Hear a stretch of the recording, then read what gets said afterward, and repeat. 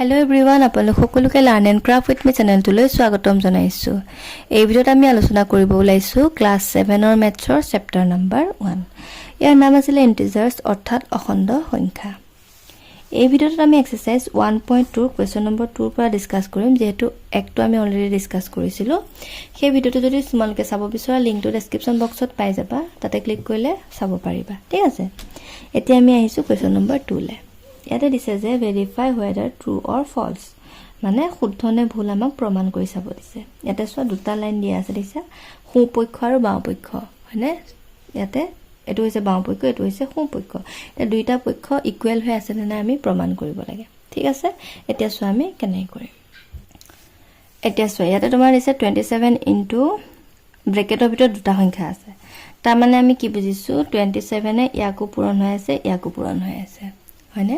মানে চোৱা ধৰা a আছে b প্লাস c, তে ইয়াত যদি আমি এই ব্ৰেকেটডাল উঠাব বিচাৰো তেতিয়া হলে আমি কি কৰিব লাগিব, a টোৱে ইয়াকো পূৰণ কৰিব লাগিব, ইয়াকো পূৰণ কৰিব লাগিব। তাৰ মানে আহিব কি a b আৰু c a হল।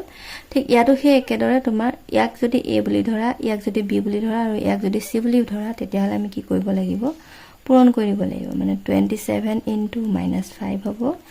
এটো যোগ চিন আছে, গতিকে যোগ দিবা, আকৌ 27 ইনটু কি আহিব 10 আহিব।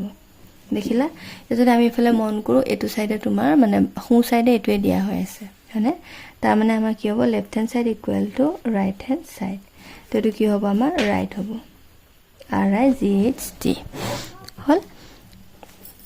নেক্সট তোমালোকৰ দিছে যে চাই লোৱা -25 ইনটু সেকেন্ড বান্ধনী দিছে, তাৰপিছত -16 দিছে প্লাস -24 হল, ব্ৰেকেট ক্লোজ। আৰু ইফালে তোমাৰ দিছে হু সাইডে -25 ইনটু 16 মানে -16 ইনটু -24 হল।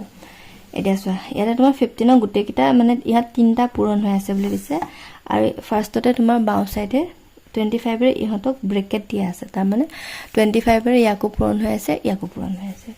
তে যদি আমি ব্ৰেকেটডাল উঠাব বিচাৰো তেতিয়া হলে আগৰ নিচিনাকে আৰু আমি কি কৰিব লাগিব, -25 ৰে পূৰণ কৰি দিব লাগিব -16। সদায় মাইনাস চিন থাকিলে ব্ৰেকেট দিব লাগিব। এই চিনটো চোৱা, এইটো চিন কি বাৰু, যোগ, হয়নে? গতিকে ইয়াতে যোগ দিবা। তো আকৌ -25 ইনটু -24। এতিয়া আমি যদি চাওঁ এইটো লাইন আৰু এইটো লাইন একে হৈছে নে নাই হোৱা, হয়নে? গতিকে আমাৰ কি হ'ব, left hand side is not equal to right hand side, false. Next তো চোৱা, নেক্সট তো দিছে a minus bracket -b is equal to a plus b হল। এটা তোমাৰ a এৰ মানো দিছে, b মানো দিছে। একো নাই, আমি কি কৰিম, a জায়গাত a মানটো পাতি দিম, মানে -75 পাতি দিম, b জায়গাত -20 পাতি দিম হল। আমি দুই পক্ষ কৰি লম -20। ইয়াতে আকৌ b ৰ মান -20, গতিকে ইয়াতে মাইনাস আহিব হল, is equal to a plus b মানে -75 প্লাস -20। এতিয়া চোৱা প্লাসে মাইনাসে -75, আৰু ইফালে দুডাল ব্ৰেকেট আহিলে ন, তো আমি ইয়াতে দ্বিতীয় বান্ধনী দিব লাগিব, হয়নে? তো চোৱা প্লাসে মাইনাসে মাইনাসে প্লাস, এফালে চোৱা -75 মাইনাসে প্লাসে -20 হল। কি বনাইলে -75, আকৌ ইফালে হৈ গ'ল -20। তো দুইটা সাইড ইকুৱেল হৈ গ'ল। আমাৰ কি হ'ব, আনসাৰটো ফলস, ট্ৰু হ'ব।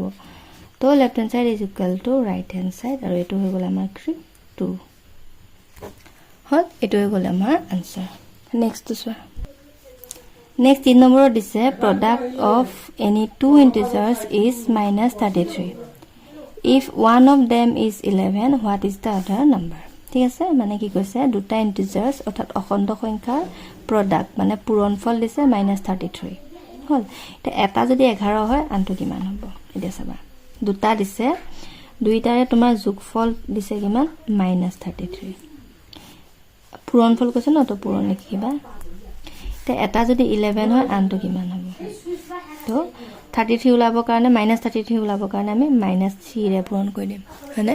তেতিয়া 11 3 গুণ 33 আৰু মাইনাস থাকাৰ কাৰণে মাইনাস। তো আনসাৰটো কিমান আহিলে -3 হল এনসারটো আহিলে -3 নেক্সট আহিলে product of any two integers is equal to 51 মানে দুটা ইন্টিজাৰ্ছৰ প্ৰডাক্টটো হৈছে 51 if one of them is -1 যদি এটা -1 হয় what is the other number আনটো সংখ্যা কি হ'ব সুধিছে এতিয়া 51 ৰ লগত 51 পাবৰ হলে -1 ৰ লগত কি পূৰণ কৰিব লাগিব হল এতিয়া চোৱা আমি জানো যে যিকোনো সংখ্যাৰ লগত যদি 1 পূৰণ কৰোঁ আমি সেই সংখ্যাটোৱে পাম কিন্তু ইয়াত যদি আমি অকল 51 পাতো তেতিয়া হলে কি হ'ব মাইনাসত ওলাব কিন্তু মাইনাসটো ওলাব নালাগে গতিকে এটো কি কৰি দিম আমি মাইনাস কৰি দিম তেতিয়া মাইনাসে মাইনাসে প্লাস হৈ যাব 51 এগুণ 51 হৈ যাব বুজি পালা তো আনসাৰটো আহিব -51 হল ইয়াৰ আনসাৰটো পালা -3 আৰু ইয়াৰ আনসাৰটো পালা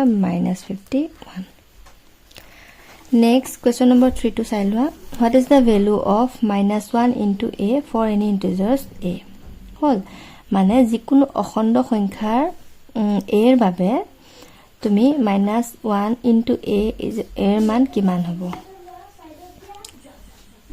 -1 হ'ব মানে সোয়া যিকোনো এটা অখণ্ড সংখ্যা a বুলি কৈছে হল a জায়গা মানে a যিকোনো এটা সংখ্যা ধৰা 4 বুলি ধৰিছো এটা 4 ৰ লগত যদি -1 তুমি পূৰণ মানে সোয়া যি সেই সংখ্যাটো জায়গাত যদি -1 এটা পূৰণ কৰিলে তেতিয়া কি হ'ব সেই সংখ্যাটো সৰি -a হ'ব হেনে -a হ'ব সোয়া -a into a যদি কৰা মানে a জায়গাত কি আহিব বুলি সুধিছে তো a জায়গাত আহিব